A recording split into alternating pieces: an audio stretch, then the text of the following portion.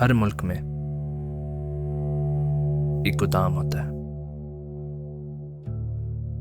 जहां फन को रखा जाता है जब वो काबिल इस्तेमाल ना हो।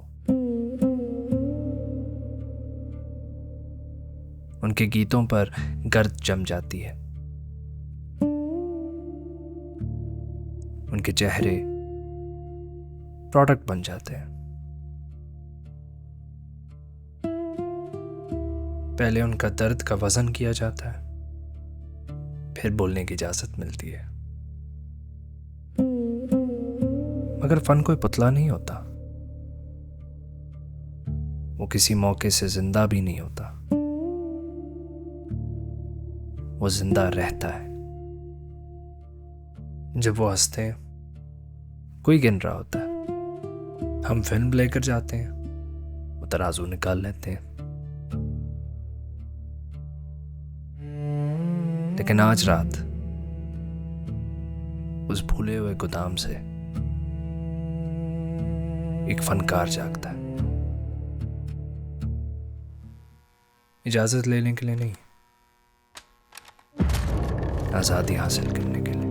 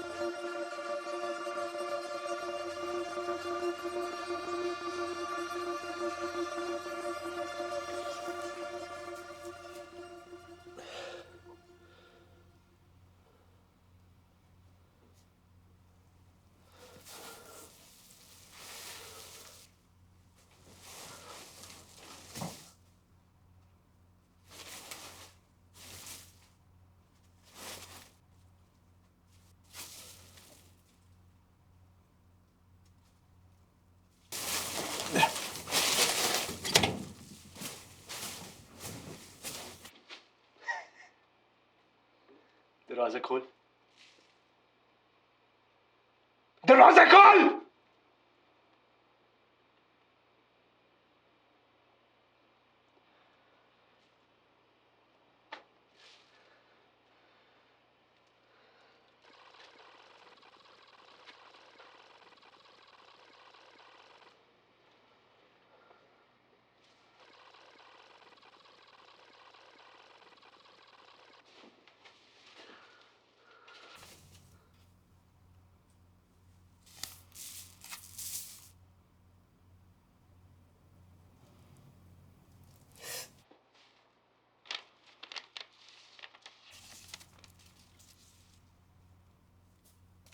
बस 1 घंटा है, वक्त कम है। खुद की असलियत जान के देखो। वाह, ऐसी बात में तो सरदम है।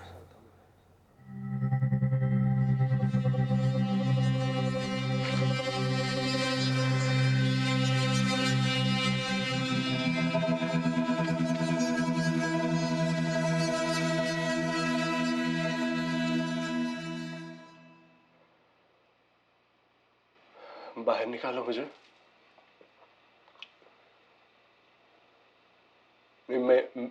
मैंने क्या किया है? बाहर निकालो, मेरे से नहीं होगा ये। माफी चाहता हूं, मुझे बाहर निकालो।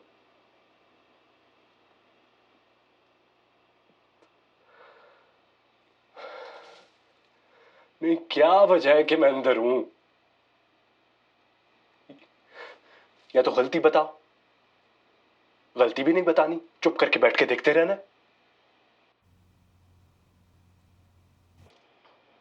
क्या क्या करूं मैं क्या करूं? मुझे इस कैद में बंद करके क्या मिलेगा?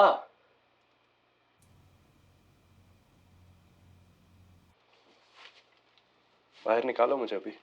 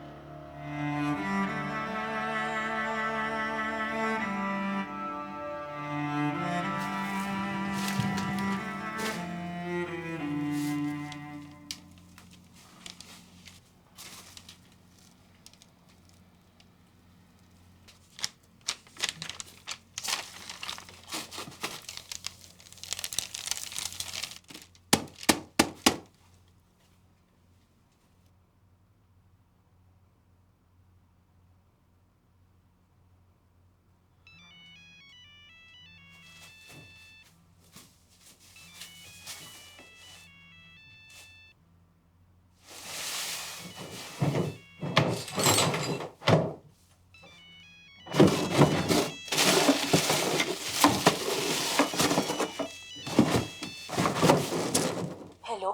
माँ, हेलो बेटा। माँ, माँ मैं बात कर रहा हूँ, आपका बेटा बात कर रहा हूँ। माँ, बेटा तुम हो? माँ, माँ आवाज आ रही है? कौन लोग हो तुम? ये क्या कर रहे हो? नहीं, निकलो तुम इधर से। खबरदार किस चीज को हाथ लगाया। ये भी कहाँ क्यों छिड़क रहे हो? ये घर जलाने से पहले तो मुझे जलाना होगा। बेटा ये लोग घर जलाने की कोशिश कर रहे हैं। बेटा वो कह रहे हैं कि घर बचाने के लिए 1 घंटा है तुम्हारे पास। मेरा घर,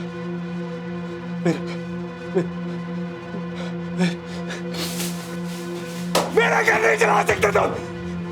मेरा घर है, मेरा घर नहीं जला सकते।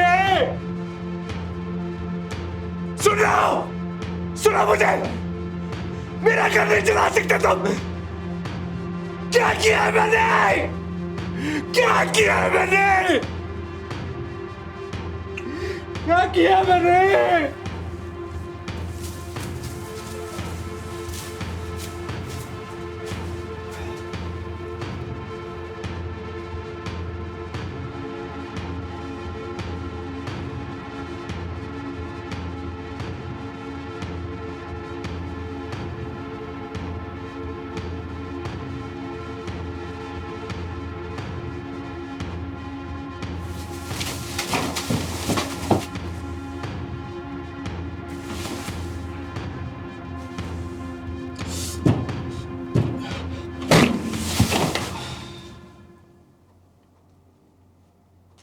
Begin. Begin. Begin. Begin.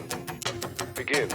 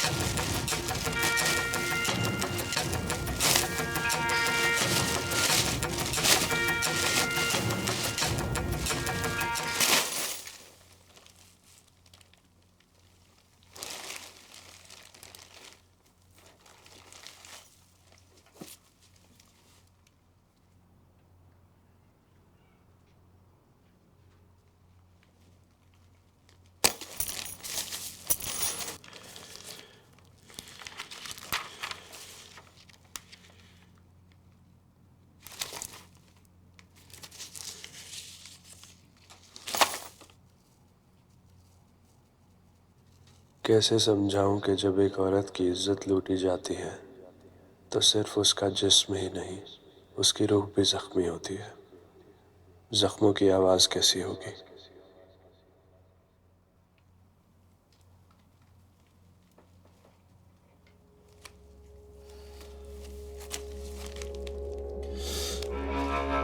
Action. Action. Action. Action.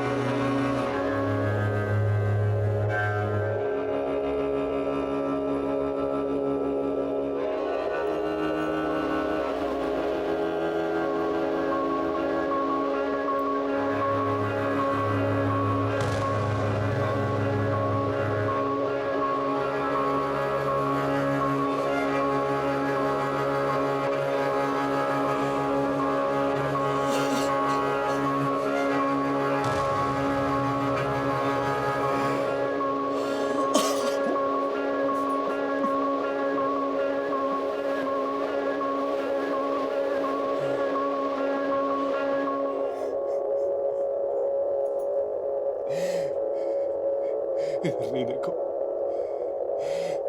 आंखें बंद कर लो। Next. Next. Next. Next. Next. Next. Next. Next. Next. और क्या खेलना है? Next. Next. और कितना जलील करना है? Next. Next. पता है कोई सुन रहा है? Next. ये इतना तो मैं जलील हो ही गया हूं ना अब। चलो फिर, हाँ? इधर बात करो या उधर बात करो? अच्छा इधर, ठीक है।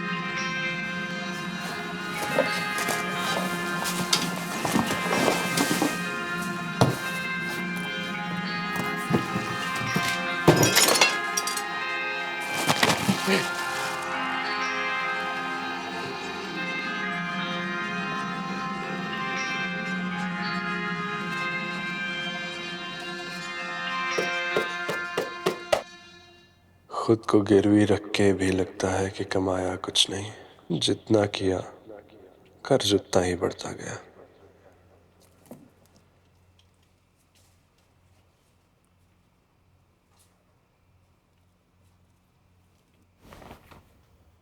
तुम्हारा लौटा बेटा तुम्हें छोड़कर परदेश चला गया।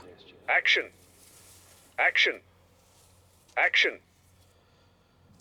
अब 10 साल बाद तुमसे मिलने का वादा निभा रहा है।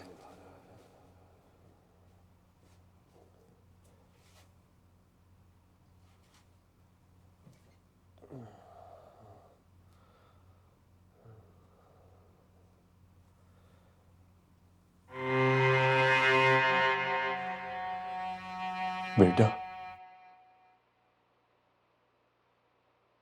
मैं ही तेरा बाप हूं ना। मैंने ही तुझे ये नाम, ये शनाख्त दी। मैं मानता हूं कि मैं तुझे वो कुछ नहीं दे पाया जो तुझे चाहिए था।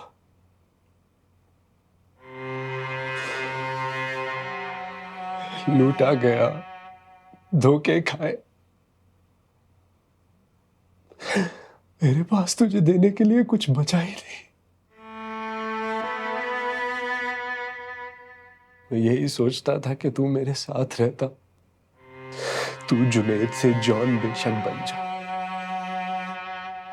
लेकिन तेरा नाम हमेशा वही रहेगा जो तुझे पैदा होने पे मिला।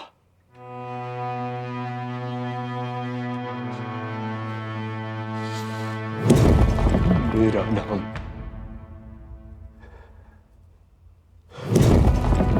मेरा नाम,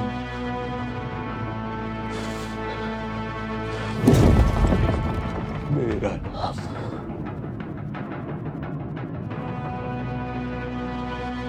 Next. Next.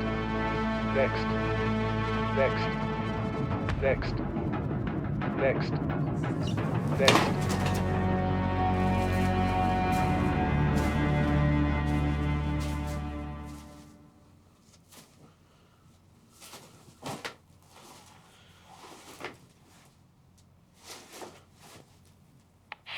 अब ये बताओ कि कायदे आज़म मोहम्मद अली जिन्ना पाकिस्तान बनाया, क्यों बनाया? ताकि मुसलमान एक आज़ाद मुमलिकत बने। ये तुम सुनी सुनाई बात कर रहे हो। पाकिस्तान क्यों बनाया? उसी मिठास और समझदारी से जवाब दो उसका। ये इतना आसान सवाल नहीं है, इसका जवाब भी इतना आसान नहीं है जितनी आसानी से तुमने जवाब दे दिया कि ये। अभी तुमने कहा कि कायदे आज़म ने पाकिस्तान की तस्वीर खींची थी, कहा ना? कहा या नहीं कहा? जी। असल में ये लगता है कि कायद ने पाकिस्तान की जो तस्वीर खींची थी, रेडी 1 2 3 इस्माइल कहे बगैर खींची थी, इसलिए फोटो हिल गई। इन तमाम बातों का आपकी परेशानी से क्या ताल्लुक है? इन तमाम बातों का ताल्लुक पाकिस्तान से है। तो फिर मेरी परेशानी का ताल्लुक भी पाकिस्तान से।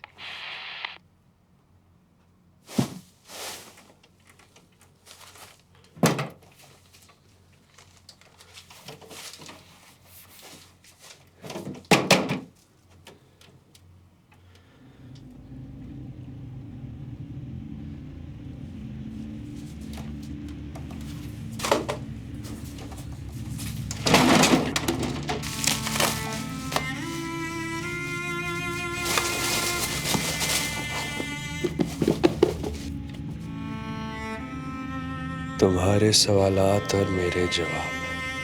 क्या 13 घंटे बाद तुम्हें वो खाना मिलेगा जो पेट चाहता है? काश जान सकते कि मुद्दा क्या है। मुझसे नहीं हो गए, मैं नहीं कर रहा हूं ये।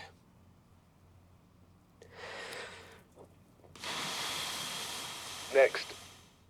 Next.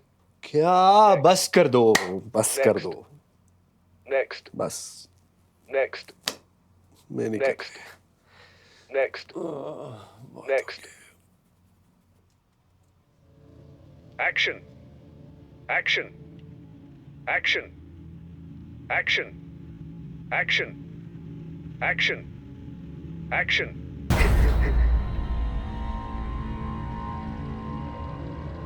स्टार्ट। शुरू करें? चलो आ जाओ। दे, दे, दे।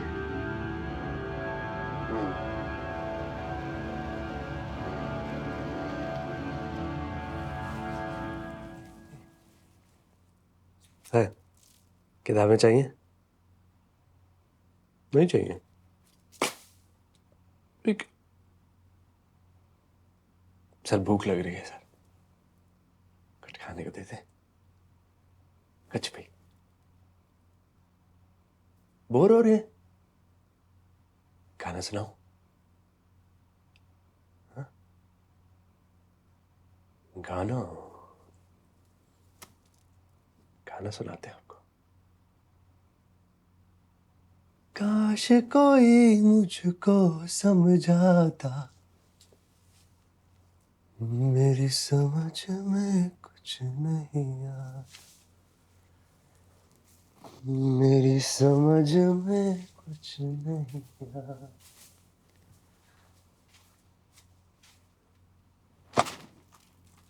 खाए उड़ाए कोई,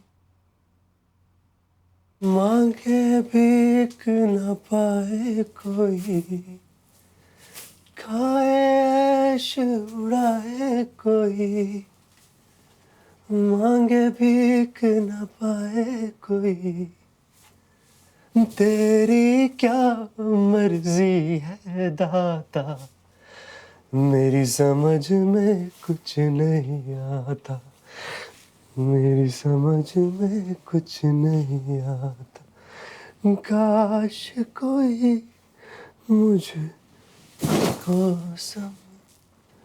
समझाता, मेरी समझ में कुछ नहीं आता।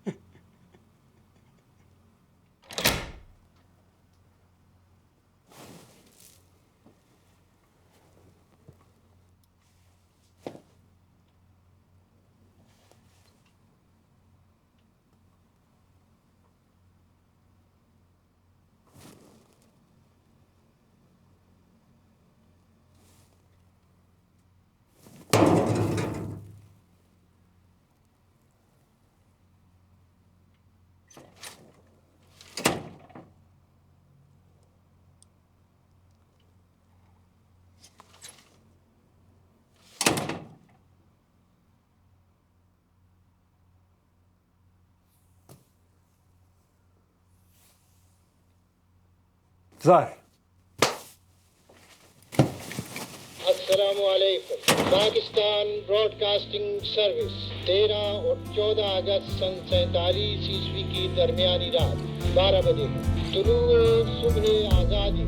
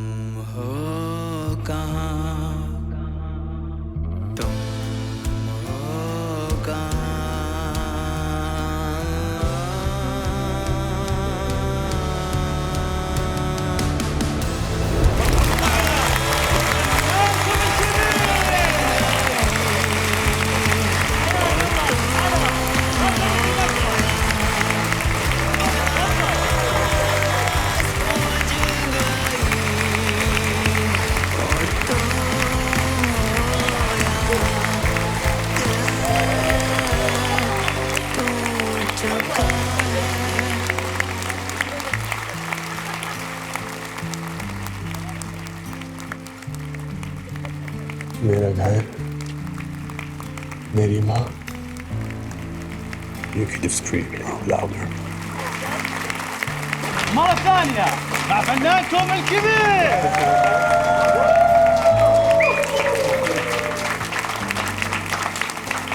I'll never attempt to be like this, but he hit a big. I don't care. It was fun.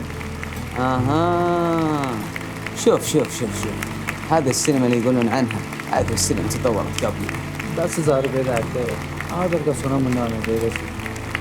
2 गाने डाल सकते थे, पैसे ज़्यादा। आइटम नंबर किधर है रे? आइटम नंबर किधर है रे? इंस्टाग्राम में पता है फॉलोअर कितने हैं?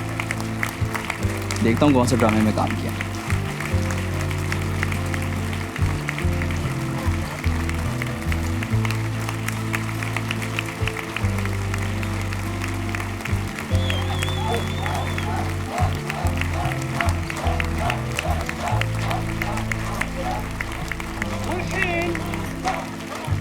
والحين خلوكم قريبين، راح تبدأ حلقتنا الرابعة بعد ربع ساعة. كل هذا وأكثر من وحي الخيال راح تشوفونه اليوم يعني اليوم سينما اليوم وواقع اليوم. انتظرونا.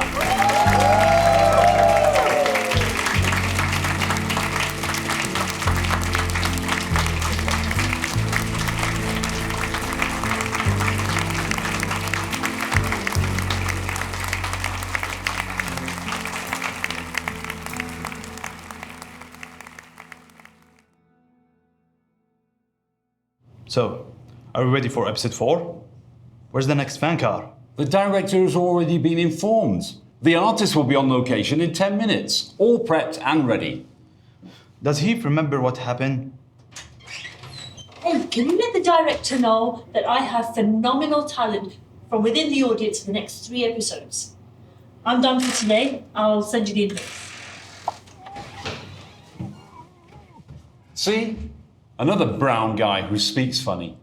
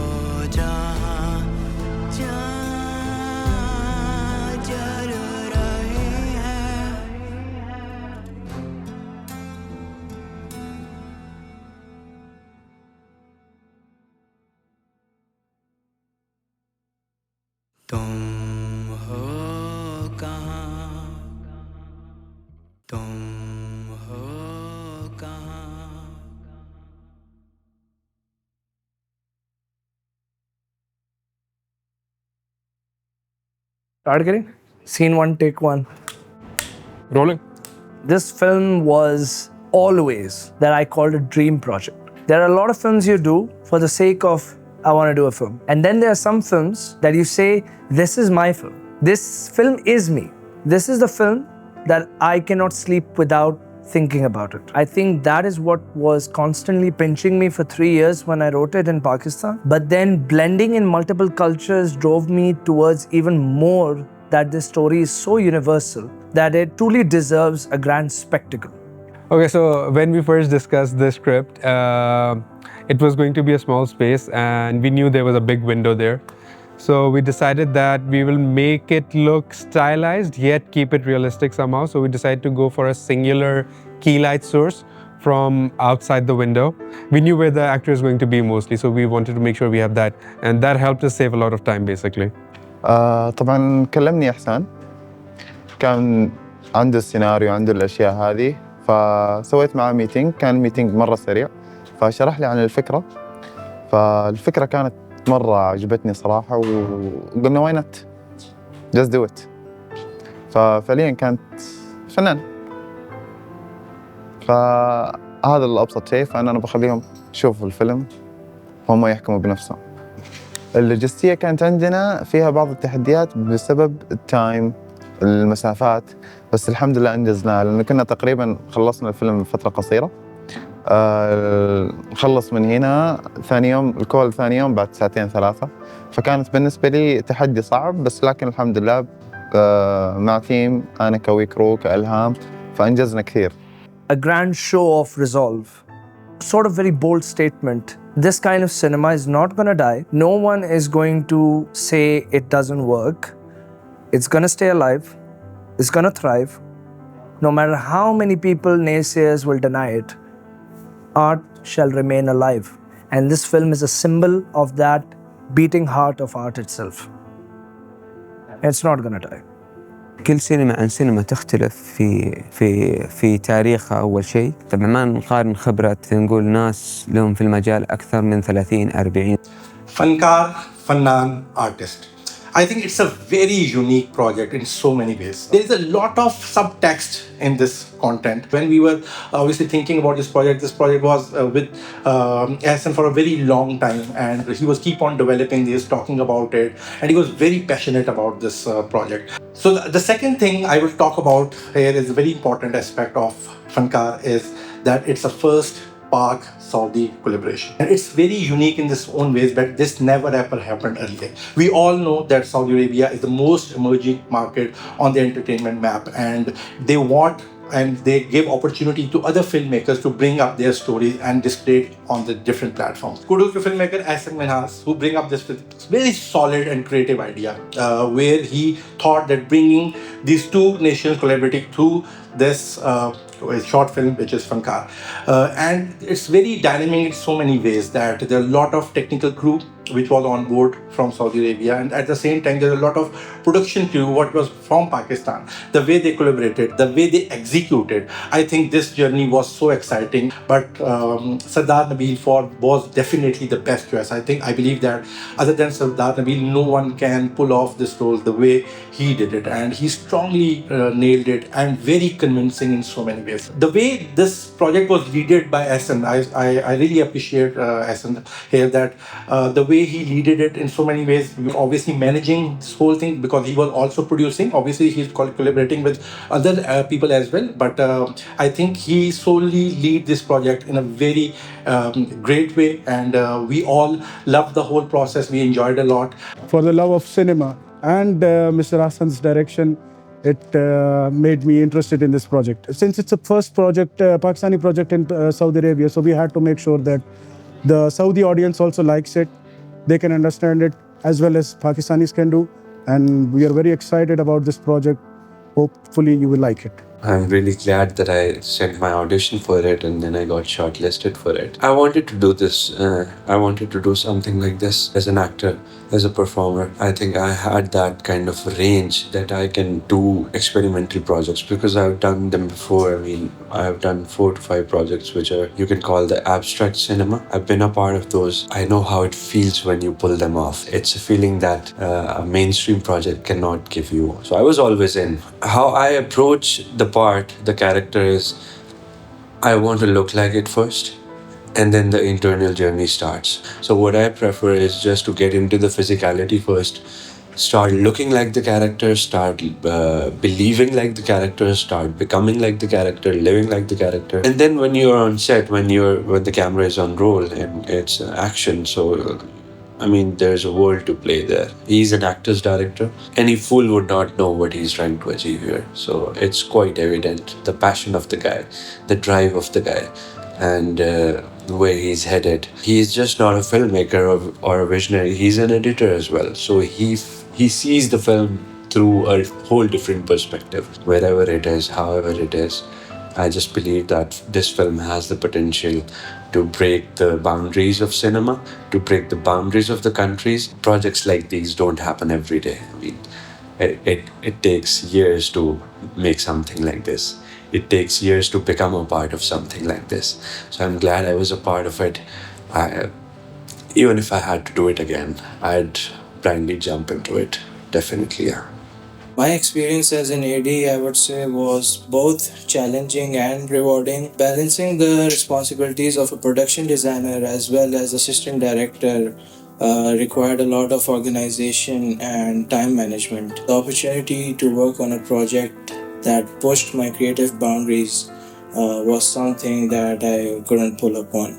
So working on the music for Fankar was really a most enjoyable experience. I spoke with Ahsan Minhas, the director, and over a Zoom call, he explained to me the premise of the story, which I thought was just super interesting. And I was, first of all, captivated by Ahsan's passion when he was telling me the story and how he envisaged the film. This, for me, as a music maker, is a very important part of the experience because, you know, when everyone involved turns up full of vigor and passion and a motivation to make something fantastic, this makes everyone want to make the best creation possible. After speaking with Hassan, I went away and sketched a few ideas which he seemed to really enjoy, well, which was great. And then I set about trying to create a score that would capitalize on the mood already present and already very clear. It was such a joy to receive the cut of the film and see how much space there was. Hassan made an important point to me that he didn't want the music to reveal anything that would come later, but only reflect the characters' feelings and moods in that exact moment. I also wanted to create a theme, a musical theme. First off, because I love when films have a theme that comes back throughout the piece. But because the theme takes you back to that space of thought and also of conflict. I enjoyed working on this immensely, and I hope audiences will enjoy it as well. I'm sure they will. I think it is something like a dystopian thriller. You can't relate to it if you're not an artist, if you're not crazy. The idea was incredibly outrageous. It was something else.